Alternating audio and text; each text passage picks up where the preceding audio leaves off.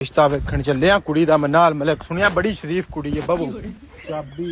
जा निक्के अंदर वेख के आ टेबल ते चाबी पई होनी है जल्दी वेख के आ जल्दी ਉੱਥੇ ਜਾ ਕੇ ਕੋਈ ਪਾਗਲਪੰਤੀ ਨਹੀਂ ਕਰਨੀ ਅੱਗੇ ਵੀ ਤੁਹਾਡਾ ਰਿਸ਼ਤਾ ਵੇਖਣ ਜਾਈਦਾ ਪਸੰਦ ਫਿਰ ਮੈਨੂੰ ਕਰ ਲੈਂਦੇ ਨੇ ਤੁਹਾਡੀ ਪਾਗਲਪੰਤੀ ਦੀ ਵਜ੍ਹਾ ਤੋਂ ਸਿਰਫ ਉਹ ਤਾਂ ਜਾ ਕੋਈ ਹਾਂ ਆਹੋ ਟੇਬਲ ਤੇ ਪਈ ਹੈ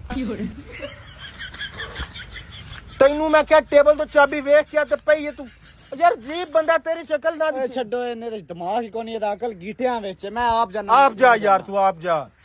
ਕੀ ਜੀਬ ਬੰਦਾ ਯਾਰ ਤੂੰ ਇਹਨਾਂ ਹਰਕਤਾਂ ਦੀ ਵਜ੍ਹਾ ਤੋਂ ਤੁਹਾਡਾ ਰਿਸ਼ਤਾ ਨਹੀਂ ਹੋ ਰਿਹਾ ਉਂਝ ਮੁੰਡੇ ਤੁਸੀਂ ਠੀਕ ਹੋ ਸਿਰਫ ਦਿਮਾਗ ਦੀ ਵਜ੍ਹਾ ਤੋਂ ਹਾਂ ਚਾਬੀ ਟੇਬਲ ਤੇ ਪਈ ਹੈ